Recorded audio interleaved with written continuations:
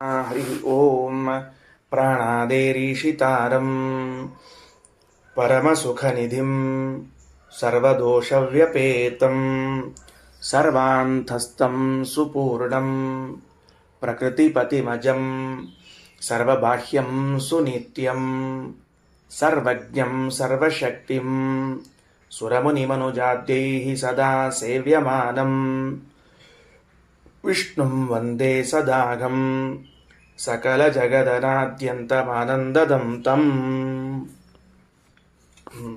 ನಿನ್ನೆ ದಿವಸ ವಿದ್ಯಾತ್ಮನಿ ಭಿದಾಬೋಧ ಅಂತ ಅನ್ನೋದನ್ನು ನೋಡಿದ್ವಿ, ಮುಕ್ತಾಯವಾಯಿತು.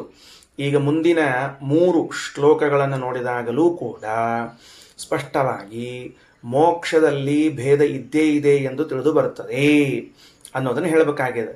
ಮತ್ತು ಆಚಾರ್ಯರು ಎಂತಹ ಶ್ಲೋಕವನ್ನು ಪ್ರಮಾಣವಾಗಿ ಉದಾಹರಣೆ ಮಾಡಿದ್ದಾರೆ ಅಂದರೆ, ಚತುರ್ಮುಖ ಬ್ರಹ್ಮದೇವರು ಮೋಕ್ಷವನ್ನು ಹೊಂದುವ ಕಾಲ ಅಂತ ಚತುರ್ಮುಖ ಮೋಕ್ಷ ಪ್ರಕರಣವನ್ನು ಇಟ್ಟುಕೊಂಡಿದ್ದಾರೆ. ಅಂದ್ರೆ ಅವರು ಗೌಣಮುಕ್ತಿ ಒಂದು, ಪರಮಮುಕ್ತಿ ಒಂದು ಅಂತ ಮಾಡಿಕೊಂಡಿದ್ರು. ಪರಮಮುಕ್ತಿ ಅಂದ್ರೆ ಜೀವಬ್ರಹ್ಮರು ಅಭಿನ್ನರಾಗೋದೇ ಪರಮಮುಕ್ತಿ. ಈ ಶ್ವೇತದ್ವೀಪ ಅನಂತಾಸನ ವೈಕುಂಠಗಳನ್ನು ಹೊಂದೋದೆಲ್ಲ ಇದು ಗೌಣಮುಕ್ತಿ ಅಂತ ಹಿಂಗೆ ಅಂದ್ಕೊಂಡಿದ್ರು. ಅದಕ್ಕೆ ಅದಲ್ಲ, ಇರೋದು ಒಂದೇ ಮೋಕ್ಷ ಅದ ಅಂತ ತಿಳಿದುಕೊಂಡು ಚತುರ್ಮುಖ ಬ್ರಹ್ಮದೇವರು ಹೊಂದುವ ಮೋಕ್ಷ ಅಂತಂದ ಮೇಲೆ ಅದು ಪರಮೋಕ್ಷನೇ ಆಗಬೇಕು ಅಂತ ಶ್ರೀಮದಾಚಾರ್ಯರು ವಾದವನ್ನು ಮಾಡುತ್ತಾರೆ. ಶ್ಲೋಕ ತಗೊಳ್ರಿ, ಭಾಗವತ ಶ್ಲೋಕ.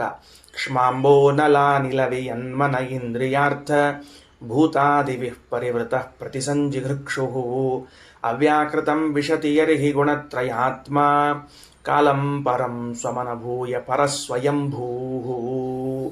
ಈ ಶ್ಲೋಕದಲ್ಲಿ ಚತುರ್ಮುಖ ಬ್ರಹ್ಮದೇವರು ಪ್ರತಿಸಂಜಿಗೃಕ್ಷು ಸಂಹಾರವನ್ನು ಮಾಡಬೇಕು. ಆಯಿತು, ನನ್ನ ಕಾಲ ಮುಗಿದಿದೆ, ನಾನೀಗ ಯಾಕೆ ಮತ್ತೆ ಇಲ್ಲಿ ಇರಬೇಕು ಅಂತ ತಿಳಿದುಕೊಂಡು ಹೇಳಿ ಪ್ರತಿಸಂಜಿಗೃಕ್ಷು ಈ ಸಂಹಾರ ಮಾಡಬೇಕು ಅಂತ ವಿಚಾರವನ್ನು ಮಾಡಿದ್ದಾರೆ. ಎಂಥವರವರು? ಚತುರ್ಮುಖ ಬ್ರಹ್ಮದೇವರು ಅಂದರೆ ಗುಣತ್ರಯಾತ್ಮ. ಮೊದಲಿಗೆ ಶಬ್ದಾರ್ಥ ಬರೋಣಂತ. ಗುಣತ್ರಯಾತ್ಮ ಅಂದರೆ ಸತ್ವಗುಣ ರಜೋಗುಣ ತಮೋ ಗುಣಗಳಿಗೆ ಸ್ವಾಮಿಯಾದವರು ಗುಣತ್ರಯ ಆತ್ಮ. ಅಥವಾ ಆತ್ಮ ಶಬ್ದಕ್ಕೆ ಅಭಿಮಾನಿ ಅಂತೂ ಅರ್ಥ ಮಾಡ್ಲಿಕ್ಕೆ ಬರ್ತದೆ. ಗುಣತ್ರಯಗಳಿಗೆ ಅಭಿಮಾನಿಗಳಾದವರು ಗುಣತ್ರಯಗಳಿಗೆ ಸ್ವಾಮಿಯು. ಯಾಕಂದ್ರೆ ವಶ್ಯ ಪ್ರಕೃತಿತ್ವ ಅಂತ ಅನ್ನೋದು ಬ್ರಹ್ಮದೇವರಲ್ಲಿದ್ದ ಒಂದು ದೊಡ್ಡ ಗುಣ. ಪ್ರಕೃತಿ ಅವರ ವಶದಲ್ಲಿದೆ, ಪ್ರಕೃತಿ ಅವರಿಗೆ ಬಾಧ ಉಂಟು ಮಾಡೋದಿಲ್ಲ. ಆದ್ದರಿಂದ ಗುಣತ್ರಯಾತ್ಮ, ಸತ್ವಗುಣ ರಜೋಗುಣ ತಮೋ ಗುಣಗಳಿಗೆ ಸ್ವಾಮಿ ಹಾಗೂ ಅಭಿಮಾನಿ ಆಗಿರುವಂಥವರು ಗುಣತ್ರಯಾತ್ಮ. ಜೊತೆಗೆ ಮತ್ತೆಂಥವರು ಅಂತ ಕೇಳಿದ್ರೆ ಪರಹ ಅಂದ್ರೆ ಜೀವೋತ್ತಮರಾದ ಸ್ವಯಂಭೂ ಬ್ರಹ್ಮದೇವರು. ಪರಹ ಸ್ವಯಂಭೂ ಪರಹ ಉತ್ತಮರಾದವರು. ಕಾಲಂ ಪರಂ ಸ್ವಂ ಪರಂ ಕಾಲಂ ಅನುಭೂಯ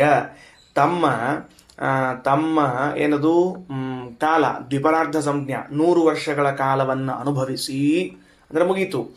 ಈಗ ಗುಣತ್ರಯಗಳಿಗೆ ಅಭಿಮಾನಿಗಳಾದ ಜೀವೋತ್ತಮರಾದ ಬ್ರಹ್ಮದೇವರು ತಮ್ಮ 100 ವರ್ಷಗಳ ಕಾಲವನ್ನು ಅನುಭವಿಸಿ ಅದನ್ನು ಮುಗಿಸಿದ ಮೇಲೆ ಏನು ಮಾಡಿದ್ರು? ಪ್ರತಿಸಂಜಿಗೃಕ್ಷು ತಾವು ಸಂಹಾರ ಮಾಡಬೇಕು ಅಂತ ಸಂಕಲ್ಪ ಮಾಡಿಕೊಂಡು ಕ್ಷ್ಮಾಂಭೋ ನಲಾ ನಿಲ ವಿಯನ್ ಮನ ಇಂದ್ರಿಯಾರ್ಥ ಭೂತಾದಿಭಿ ಪರಿವೃತ.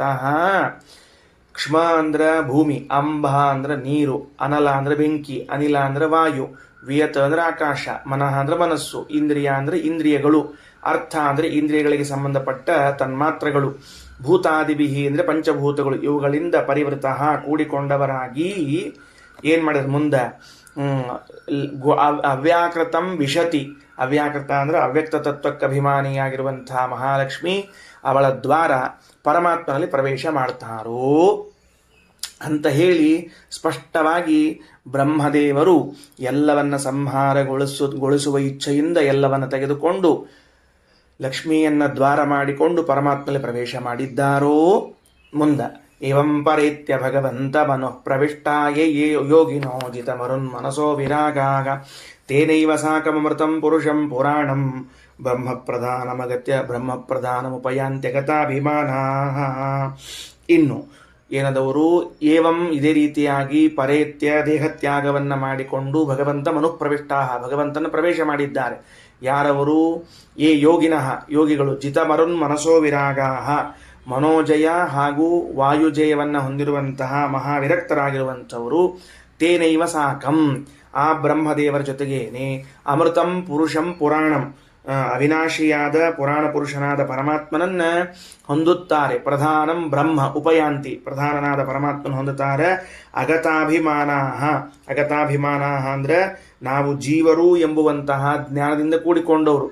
ಅದೇನು ಅಭಿಮಾನ ಹೋಗೋದಿಲ್ಲ. ಸಂಸಾರದಲ್ಲಿದ್ದ ಎಲ್ಲ ಅಭಿಮಾನಿಗಳು ಹೋಗಬೇಕು, ಆದರೆ ಜೀವಾಭಿಮಾನ ಮಾತ್ರ ಹೋಗಬಾರದು. ನಾನು ಜೀವ ಎಂಬುವಂತಹ ಅಭಿಮಾನ ಶಾಶ್ವತ ಇರಬೇಕು. ಹೀಗೆ ಸ್ಪಷ್ಟವಾಗಿ ಇಲ್ಲೇನು ತಿಳಿಲಿಕತ್ತದ, ಎಲ್ಲರೂ ಭಗವಂತನಲ್ಲಿ ಪ್ರವೇಶ ಮಾಡಿತಾರ ಅಂದಮೇಲೆ ಪರಮಾತ್ಮನಿಗೂ ಅವರಿಗೂ ಭೇದ ಅನ್ನೋದು ತಿಳಿದು ಬರ್ತದೆ. ಭೇದ ದೃಷ್ಟಿಯಾಭಿಮಾನೇನ ನಿಸ್ಸಂಗೇನಾಪಿ ಕರ್ಮಣ, ಭೇದ ದೃಷ್ಟಿ ಉಳ್ಳವರಾಗಿ ಅಂದ್ರೆ ಭೇದ ಜ್ಞಾನ ಹಂಗೆ ಇರ್ತದೆ. ಅದೇನು ಮೋಕ್ಷಕ್ಕೆ ಹೋದ್ಮೇಲೆ ವ್ಯತ್ಯಾಸ ಆಗೋದಿಲ್ಲ. ಅಭಿಮಾನ ಜೀವಭಾವ ಅದು ಹಂಗೆ ಇರ್ತದೆ. ನಿಸ್ಸಂಗೇನಾಪಿ ಕರ್ಮಣ ಅಂತಂದ್ರೆ ನಿಷ್ಕಾಮ ಕರ್ಮ, ಇವುಗಳನ್ನೆಲ್ಲವನ್ನ ಮಾಡಿಕೊಂಡು ಪರಮಾತ್ಮನನ್ನು ಹೊಂದುತ್ತಾರ ಅಂತ ತಿಳಿಸ್ತಾ ಇದ್ದಾರೆ. ಹಾಗಾಗಿ ಮೋಕ್ಷದಲ್ಲಿಯೂ ಕೂಡ ಜೀವೇಶ್ವರ ಭೇದ ಅಂತನ್ನೋದು ಇದ್ದದ್ದೇ, ಅದು ವ್ಯತ್ಯಾಸ ಆಗುವುದಿಲ್ಲ. ಇಷ್ಟು ಭಾಗವತ ಶ್ಲೋಕ. ಇದು ಮುಗಿದ ಮೇಲೆ ವಾಯುಪ್ರೋಕ್ತ ಅನ್ನುವಂತಹ ಒಂದು ಗ್ರಂಥವನ್ನು ತೆಗೆದುಕೊಂಡು ಆಚಾರ್ಯ ವಿವರಣೆಯನ್ನು ಕೊಡ್ತಾ ಇದ್ದಾರೆ. ಭಾಗವತ ಶ್ಲೋಕದ ಪ್ರಮಾಣ ಉದಾಹರಣೆಯಿಂದ ನಮಗಾದ ಪ್ರಯೋಜನವೇನು? ಮುಕ್ತಿಯಲ್ಲೂ ಕೂಡ ಇವರೆಲ್ಲರೂ ಅಂದರೆ ಪರಮಾತ್ಮನಲ್ಲಿ ಪ್ರವೇಶ ಮಾಡುತ್ತಾರೆ ಅಂದರೆ ಮುಕ್ತಿಯನ್ನು ಹೊಂದುತ್ತಾರೆ. ಮುಕ್ತಿಯನ್ನು ಹೊಂದಿದ ಮೇಲೆ ಎಲ್ಲೂ ಕೂಡ ಮುಂದಿನ ಶ್ಲೋಕ ಹಿಂದಿನ ಶ್ಲೋಕಗಳಲ್ಲಿ ಅವರ್ಯಾರೂ ಪರಮಾತ್ಮನೇ ಆದರು ಅಂತ ಉಲ್ಲೇಖ ಇಲ್ಲ. ಅಂದಮೇಲೆ ಇವರು ಭಗವಂತನಲ್ಲಿ ಪ್ರವೇಶ ಮಾಡುತ್ತಾರ, ಮುಕ್ತಿಯನ್ನು ಹೊಂದುತ್ತಾರ ಅಂದಮೇಲೆ ಅವರವರು ಹಂಗೆ ಇದ್ದಾರ ಅಂತೆ ಅರ್ಥ ಆಗ್ತದೆ. ಹಂಗ ಇದ್ದಾರ ಅಂತಂದ ಮೇಲೆ ಮೋಕ್ಷದಲ್ಲಿ ಪರಮಾತ್ಮನಿಗೂ ಜೀವರಿಗೂ ಭೇದ ಅನ್ನೋದು ಉಳ್ಕೊಂಡೇ ಬಿಡ್ತದೆ. ಜೊತೆಗೆ ಮತ್ತೆರಡು ಶಬ್ದಗಳವ, ಅಗತಾಭಿಮಾನ ಅಂತವ. ಮುಕ್ತಿಯನ್ನು ಹೊಂದುವಾಗಲೂ ಹೊಂದಿದ ಮೇಲೂ ನಾನು ಜೀವ ಎಂಬುವ ಎಚ್ಚರ ಅವರಿಗೆ ಸದಾ ಇತ್ತು ಅಂತದ. ಒಂದು ವೇಳೆ ಇವರು ಬ್ರಹ್ಮನಿಂದ ಅಭಿನ್ನರಾದರೆ ನಾನು ಜೀವ ಎಂಬ ಅಭಿಮಾನ ಇತ್ತು ಅನ್ನುವ ಮಾತಿನ ಸಾರ್ಥಕತೆ ಏನಿರ್ತಿತ್ತು, ವೈಯರ್ಥ್ಯ ಬರ್ತದೆ. ಆದ್ದರಿಂದ ಅಲ್ಲಿಯೂ ಕೂಡ ಭೇದ ಇದ್ದೇ ಇದೆ. ಇದಿಷ್ಟು ಭಾಗವತ. ಈಗ ವಾಯುಪ್ರೋಕ್ತ ಅಂತ ಒಂದು ಗ್ರಂಥ, ಆ ಗ್ರಂಥದ ವಾಕ್ಯಗಳನ್ನು ಕೊಟ್ಟು ಬಹಳಷ್ಟು ವಿಷಯಗಳನ್ನು ತಿಳಿಸ್ತಾರೆ ಶ್ರೀಮದಾಚಾರ್ಯರು. ಮುಕ್ತಿಯಲ್ಲಿ ಏನಾಗ್ತದ ಅಂತ ಹೇಳುವಂಥ ಮಾತು. ಆಧಿಪತ್ಯಂ ರತೆ ಚೈವ ಆನಂದೇನಾಪಿ ಕರ್ಮಣ ಸರ್ವೇತೆ ಬ್ರಹ್ಮಣಸ್ತುಲ್ಯ ಭೋಗೇಣ ವಿಷಯೇಣ ಚ. ಮುಕ್ತರಾದವರು ಎಲ್ಲ ವಿಧಗಳಲ್ಲೂ ಕೂಡ ಮತ್ತೆ ಪರಮಾತ್ಮನಿಗೆ ಸದೃಶರಾಗಿದ್ದಾರೆ. ಸಮಾನರಲ್ಲ, ಸದೃಶರು. ನೆನಪಿಟ್ಟುಕೊಳ್ರಿ, ಸದೃಶರು ಬೇರೆ, ಸಮಾನರು ಬೇರೆ. ಸಾದೃಶ್ಯ ಅಂತನ್ನೋದು ಹೇಳಬಹುದು ಎರಡು ವಸ್ತುಗಳ ಮಧ್ಯದಲ್ಲಿ. ಉದಾಹರಣೆಗೆ ಪರಮಾತ್ಮನು ಚೇತನನು, ನಾವು ಚೇತನರು, ಸಾದೃಶ್ಯ ಹೇಳಬಹುದು. ಪರಮಾತ್ಮ ಸರ್ವೋತ್ತಮ, ನಾವು ಸರ್ವೋತ್ತಮ ಅನ್ಲಿಕ್ಕೆ ಬರುವುದಿಲ್ಲ. ಅದು ಸಮಾನತೆ. ಅದರಿಂದ ಸಾದೃಶ್ಯ ಉಂಟು. ಏನದ? ಆಧಿಪತ್ಯಂ ವೃತೆ. ಶ್ಲೋಕವನ್ನು ಗಮನಿಸಬೇಕು. 495ನೇ ಪುಟದ ಕೊನೆಯ ಶ್ಲೋಕ. ಆಧಿಪತ್ಯಂ ವೃತೆ ಚೈವ. ಭಗವಂತ ಸರ್ವಲೋಕಾಧಿಪತಿ, ಸರ್ವಲೋಕಗಳ ಸೃಷ್ಟಿ ಸ್ಥಿತಿ ಲಯಗಳನ್ನೆಲ್ಲವನ್ನ ಮಾಡುವಂಥವನು. ಅವನು ಅಲ್ಲಿ ವೈಕುಂಠದಲ್ಲಿದ್ದಾನೆ. ಇವರೆಲ್ಲ ಮುಕ್ತರಾದ ಜೀವರಲ್ಲಿ ಹೋಗಿದ್ದಾರೆ. ಆನಂದೇ ನಮ್ಮ ಆಧಿಪತ್ಯಂ ವೃತೆ ಚೈವ ಆನಂದೇನಾಪಿ ಕರ್ಮಣ. ಮತ್ತೆ ಆನಂದದಿಂದಲೂ ಕರ್ಮದಿಂದಲೂ ಮತ್ತೆಂಗದ ಅಂತ ಕೇಳಿದ್ರೆ ಸರ್ವೇತೆ ಬ್ರಹ್ಮಣಸ್ತುಲ್ಯಾ ಭೋಗೇನ ವಿಷಯೇಣ ಚ.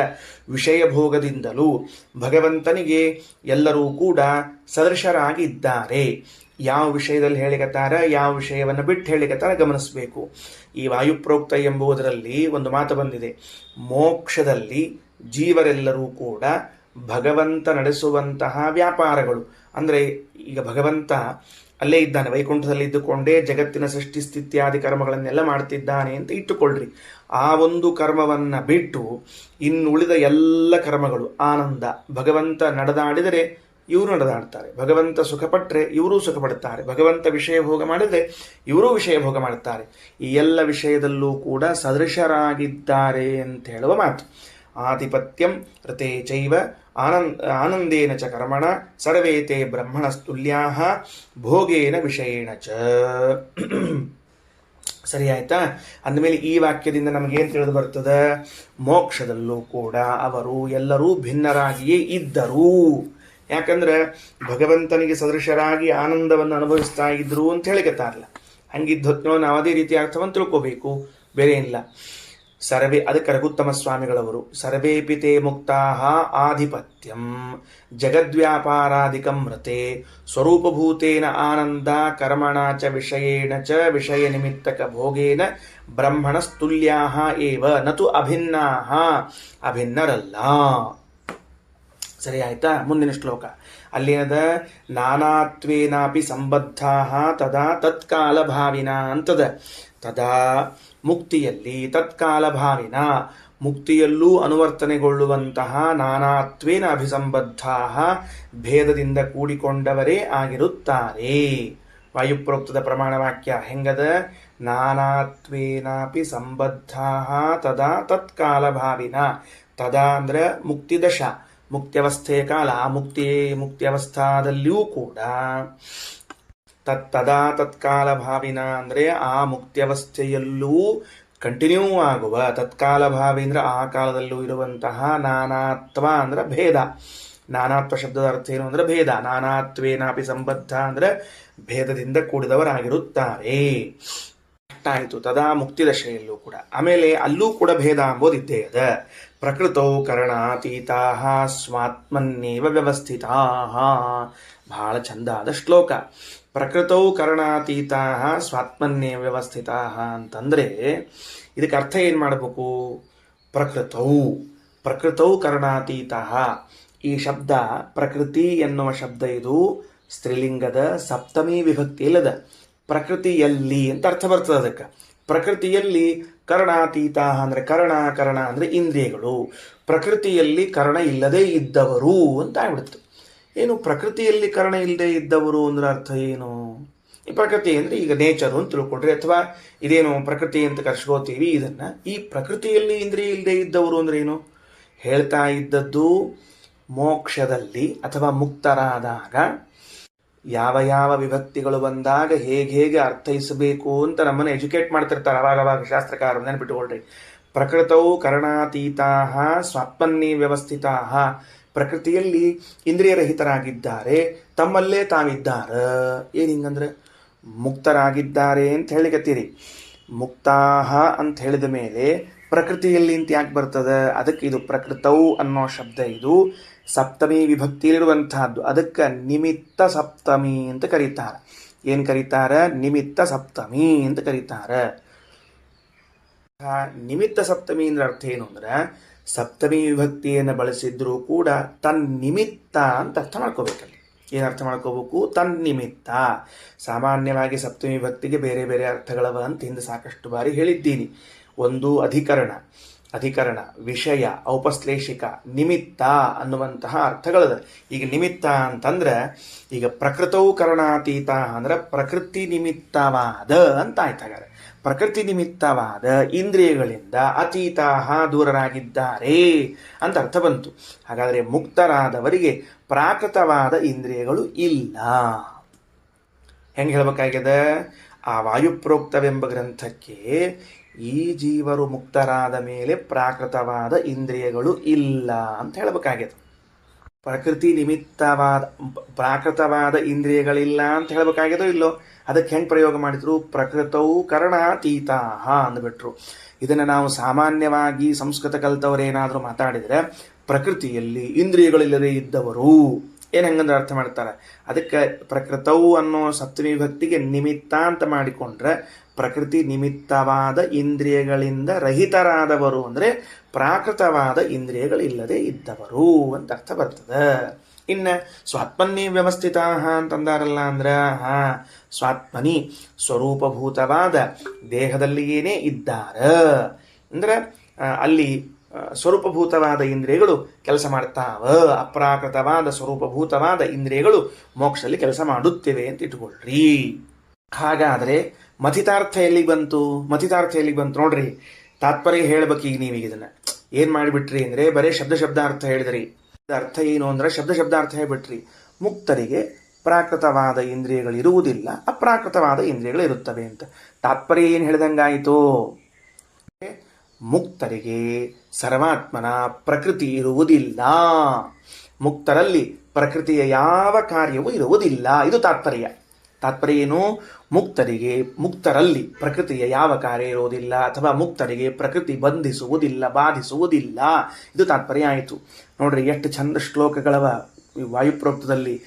ಜಗದ್ವ್ಯಾಪಾರ ವರ್ಜ್ಯಂ ಎಂಬ ಬ್ರಹ್ಮಸೂತ್ರದ ಅಭಿಪ್ರಾಯವನ್ನು ಒಳಗೊಂಡ, ಅಂದರೆ ಮುಕ್ತರಾದವರು ಜಗತ್ತಿನ ಸೃಷ್ಟಿಸ್ಥಿತಿ ಸಂಹಾರ ಕಾರ್ಯಗಳನ್ನು ಬಿಟ್ಟು, ಅದೇನು ಪರಮಾತ್ಮನಿಗೆ ಮಾತ್ರ ಮೀಸಲು ಅಂತಾಗಿವೆಯೋ ಆ ಧರ್ಮಗಳನ್ನು ಬಿಟ್ಟು ಇನ್ನುಳಿದ ಧರ್ಮಗಳು ಯಾವ ಜೀವರಿಗೆ ಯೋಗ್ಯವಾಗಿವೆಯೋ ಆ ಧರ್ಮಗಳಲ್ಲಿ ಭಗವಂತನಿಗೆ ಸದೃಶರಾಗಿದ್ದಾರೆ. ಯಾವುದರಿಂದ?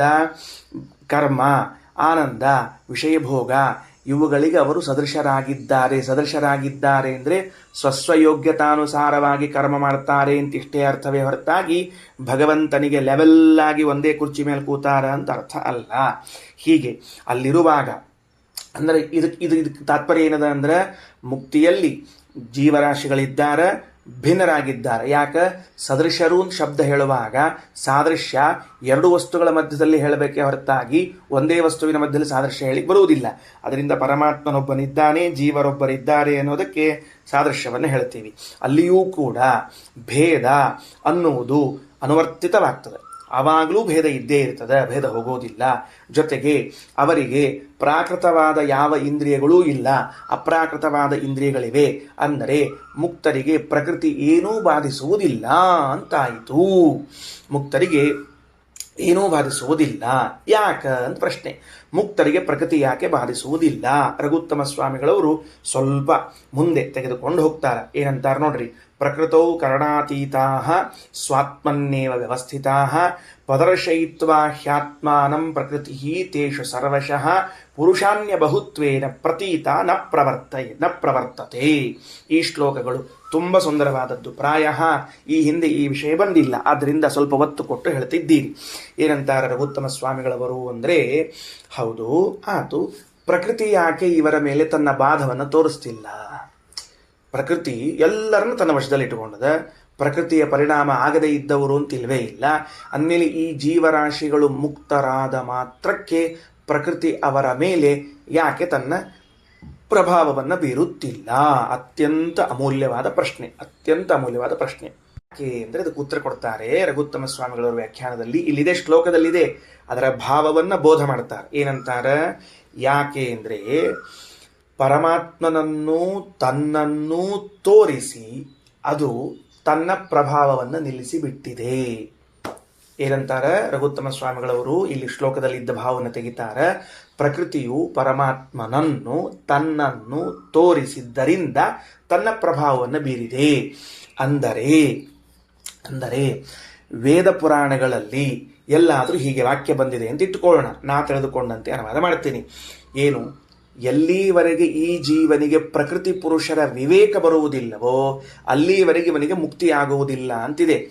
ಇದು ಮೇಲ್ ನೋಡಲಿಕ್ಕೆ ಸ್ಟೇಟ್ಮೆಂಟು ಸಾಂಖ್ಯ ದರ್ಶನದಂತೆ ಕಾಣುತ್ತದೆ. ಇದು ಸಾಂಖ್ಯ ದರ್ಶನದಲ್ಲಿ ಪ್ರಕೃತಿ ಪುರುಷರ ವಿವೇಕವನ್ನು ಬಹಳ ಕೊಂಡಾಡ್ತಾರೆ. ಅದರಂತೆ ಸ್ಟೇಟ್ಮೆಂಟ್ಗಳು ಪುರಾಣಗಳಲ್ಲಿ, ವೇದಗಳಲ್ಲಿ ಬರ್ತದೆ.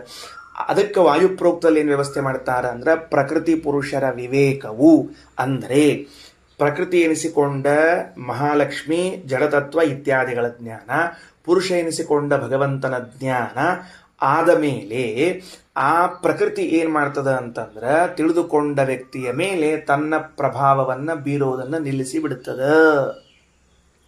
ಯಾಕ? ಎಲ್ಲಿವರೆಗೆ ನಮಗೆ ಪ್ರಕೃತಿ ಪುರುಷರ ವಿವೇಕ ಅಂದರೆ ಭೇದಜ್ಞಾನ ಇಲ್ಲವೋ ಅಲ್ಲಿವರೆಗೆ ನಾವೇನು ಮಾಡ್ತಿರ್ತೀವಿ ಅಂದರೆ ಸಂಸಾರದಲ್ಲಿ ಇರ್ತೇವೆ. ಯಾವಾಗ ವಿವೇಕ ಜ್ಞಾನ ಬಂತೋ ಅದಕ್ಕೆ ರಘುತ್ತಮ ಸ್ವಾಮಿಗಳವರು ಪ್ರಕೃತಿ ಪುರುಷ ವಿವೇಕ ಜ್ಞಾನಾತ್ ಪ್ರಕೃತಿ ಪುರುಷರು ಭಿನ್ನ ಭಿನ್ನರು ಅಂತ ವಿವೇಕ ಬಂದು ಕೂಡಲೇ ಆ ಪ್ರಕೃತಿ ಪರಮಾತ್ಮನನ್ನ ತನ್ನನ್ನ ತೋರಿಸಿ ತಾನು ಹೊರಟು ಹೋಗಿ ಬಿಡುತ್ತದೆ. ಮುಗಿದೋತು. ಅಂದ ಮೇಲೆ ಸೂಕ್ಷ್ಮಾಂಶವನ್ನು ಏನು ಗಮನಿಸ್ದಂಗಾಯ್ತು ನಾವಿವಾಗ ಅಂದರೆ, ನಾವು ಯಾರ್ಯಾರು ಸಾತ್ವಿಕರಾದ ವರ್ಗ ಇದ್ದಾರೆ, ಮುಕ್ತಿಯೋಗ್ಯರಾದ ಚೇತನರಿದ್ದಾರೆ, ಅವರೆಲ್ಲರೂ ಮುಕ್ತರಾಗುತ್ತಾರೆ. ಮುಕ್ತರಾದ ಮೇಲೆ ಭಗವಂತ ಏನೇನು ಅವರ ಯೋಗ್ಯತೆಗೆ ತಕ್ಕಂತೆ ಅನುಗ್ರಹ ಮಾಡಿರುತ್ತಾನೋ ಅದನ್ನೆಲ್ಲವನ್ನು ಪಡೀತಾರೆ. ವಿಶೇಷಾಂಶಗಳು ಏನು ಹೇಳಿದ್ದು ವಾಯುಪ್ರೋಕ್ತದಲ್ಲಿ ಅಂದರೆ ಪ್ರಕೃತಿಯ ಪರಿಣಾಮ ಅವರ ಮೇಲೆ ಇರುವುದಿಲ್ಲ. ಯಾಕಪ್ಪ ಅದು ಹೆಂಗೆ ಹೇಳ್ತೀರಿ ನೀವು? ಮುಕ್ತರಾದವರ ಮೇಲೆ ಪ್ರಕೃತಿಯ ಪರಿಣಾಮ ಇರುವುದಿಲ್ಲ ಅಂತ ಹೇಗೆ ಹೇಳ್ತೀರಿ ಅಂದರೆ, ಮೊದಲನೇದಾಗಿ ಪ್ರಕೃತಿಯಿಂದ ಬರಬೇಕಾದ ಯಾವ ಇಂದ್ರಿಯಗಳೂ ಅವರಿಗೆ ಇಲ್ಲ. ಪ್ರಕೃತಿ ನಿಮಿತ್ತವಾದ ಇಂದ್ರಿಯಗಳಿಲ್ಲ ಅಂತಂದರೆ ಪ್ರಕೃತಿ ಅವರ ಮೇಲೆ ಪರಿಣಾಮ ಮಾಡ್ತಿಲ್ಲ. ಹಾಗಾದರೆ ಇಂದ್ರಿಯಗಳೇ ಇಲ್ಲದೆ ಹೋದರೆ ಮುಕ್ತರಾದವರು ವ್ಯವಹಾರ ಮಾಡುವುದು ಹೇಗೆ? ವಿಷಯ ಭೋಗ, ಆನಂದ, ಕರ್ಮಗಳನ್ನು ಅನುಭವಿಸೋದು ಹೇಗೆ? ಹಿಂದಿನ ಸಾಲಿನಲ್ಲಿ ನಾಮ ತಂದಿದ್ದೀರಿ. ಅದಕ್ಕೆ ಸ್ವರೂಪಭೂತವಾದ ಇಂದ್ರಿಯಗಳಿಂದ. ಎಷ್ಟು ಸೂಕ್ಷ್ಮ ಅಂಶ ಇದೆ ಅಂದರೆ, ಇದರ ಅರ್ಥ ಏನು ಅಂದರೆ, ನಮಗೆ ನಮ್ಮದೇ ಆದ ಇಂದ್ರಿಯಗಳು ಇವೆ, ಓನ್. ನಮ್ಗೆ ಯಾವುದು ರೆಂಟಿಗೆ ಬೇಕಾಗಿಲ್ಲ. ಈಗ ನಾವು ಈಗ ಏನು ಮಾಡ್ತಿದ್ದೇವೆ ಅಂತಂದರೆ, ಪ್ರಕೃತಿ ನಿಮಿತ್ತವಾದ ಇಂದ್ರಿಯಗಳನ್ನು ಉಪಯೋಗಿಸಿಕೊಳ್ಳುತ್ತಿದ್ದೇವೆ. ಮೋಕ್ಷದಲ್ಲಿ ನಮ್ಮ ಇಂದ್ರಿಯವನ್ನು ಮಾತ್ರ ಉಪಯೋಗಿಸಿಕೊಳ್ಳುತ್ತೇವೆ. ಅಂದ್ರೆ ಅಲ್ರಿ ಮತ್ತು ಪ್ರಕೃತಿ ನಿಮಿತ್ತವಾದ ಇಂದ್ರಿಯ ನಮ್ಮ ಇಂದ್ರಿಯ ಮತ್ತು ನಮ್ಮ ಇಂದ್ರಿಯ ಇದ್ರೂ ಸಹಿತ ಪ್ರಕೃತಿ ನಿಮಿತ್ತ ಇಂದ್ರಿಯಗಳು ಯಾಕೆ ಅಂತ ಕೇಳಿದ್ರೆ, ಈಗ ನಾವು ಸಾಲವನ್ನು ಮಾಡಿ ಮನೆ ಕಟ್ಟಿರ್ತೇವೆ. ಮನೆ ಯಾರ ಹೆಸರಿನಲ್ಲದ? ನನ್ನ ಹೆಸರಿನಲ್ಲದ. ತಿಂಗಳ ಬಾಡಿಗೆ ಕಟ್ಟೋದು ನಿಂತದೇನು ಅಂದ್ರೆ ಬಾಡಿಗೆ ಕಟ್ಟೋದು ನಿಂತಿಲ್ಲ. ತಿಂಗಳ ಬಾಡಿಗೆ ಕಟ್ಲಿಕ್ಕತ್ತೀವಿ. ಯಾರ ಮನೆಯಾಗಿದ್ದೀವಿ? ನಮ್ಮ ಮನೆಯಾಗಿದ್ದೀವಿ. ಸ್ವಂತ ಮನಿ ಬಾಡಿಗೆ ಕಟ್ಟೋದು ಇದು ಹೆಂಗಪ್ಪ? ವಿರೋಧಾಭಾಸ ಅಲ್ವೇನು? ಸ್ವಂತ ಮನೆಯಾಗಿದ್ದಾರ ತಿಂಗಳ ಬಾಡಿಗೆ ಕಟ್ಲಿಕ್ಕತ್ತಾರ ಅಂದ್ರೆ, ಬಾಡಿಗೆಯಲ್ಲಿ ಕಟ್ಟಿವ್ರಿ ಅಂದ್ರೆ ಲೋನ್ ಕಟ್ಟೋದಂದ್ರೆ ಏನು? ಮತ್ತೆ ಬೇರೆ ಏನದೇನ್ರ? ಹಾಗಾಗಿ ಸಾಲವನ್ನು ಕಟ್ಟಿಕೊಳ್ತಾ ಸ್ವಂತ ಮನೆಯಲ್ಲಿರುವುದು ಹೇಗೋ ಹಾಗೆ ನಮ್ಮದೇ ಇಂದ್ರಿಯಗಳಿದ್ರೂ ಕೂಡ ಪ್ರಾಕೃತಿಕ ಇಂದ್ರಿಯಗಳನ್ನು ಉಪಯೋಗಿಸ್ಕೊಂಡಿರೋದು. ಲೋನ್ ಯಾವಾಗ ತೀರ್ತದ ನೋಡ್ರಿ, ಆವಾಗ ನಾನು ಆನಂದಪ ಅಂತ. ಪ್ರಕೃತಿ ಹೋಯಿತು ಅಂದರೆ, ಮುಕ್ತಿ ಆಯಿತು ಅಂದರೆ ಲೋನ್ ಹೋಯಿತು. ಲೋನ್ ತೀರ್ತಾದ್ದರಿಂದ ನನ್ನ ಸ್ವರೂಪಭೂತವಾದ ಇಂದ್ರಿಯದಲ್ಲಿ ನಾನು ಆನಂದ ಪಡ್ತೇನೆ ಅಂತ ತಿಳಿಯಬೇಕು. ಆಗ ಪ್ರಕೃತಿ ತನ್ನ ಪ್ರಭಾವವನ್ನು ಬೀರುವುದಿಲ್ಲ. ಪ್ರಕೃತಿ ಹೊರಟು ಹೋಯಿತು. ಅದರ ಮೇಲೆ ಪ್ರಶ್ನೆ, ಹಾಗಾದರೆ ಮುಕ್ತರಾಗಿ ಬಿಟ್ರು ಜೀವರು ಅಂತ ಆದ್ರೆ, ಪ್ರಕೃತಿ ಪೂರ್ಣ ಹೊರಟು ಹೋಗ್ಬಿಟ್ರೆ ಗತಿ ಏನು ಮುಂದೆ ಅಂದ್ರೆ, ಹಂಗಿಲ್ಲ. ಭಾರಿ ಸ್ವಾರಸ್ಯದ ನೋಡ್ರಿ. ಪ್ರದರ್ಶಯಿತ್ವಾ ಕಾತ್ಮಾನಂ ಪ್ರಕೃತಿ ತೇಷು ಸರ್ವಶಃ ಪುರುಷಾನ್ಯ ಬಹುತ್ವೇನ ಪ್ರತೀತ ನ ಪ್ರವರ್ತತೆ.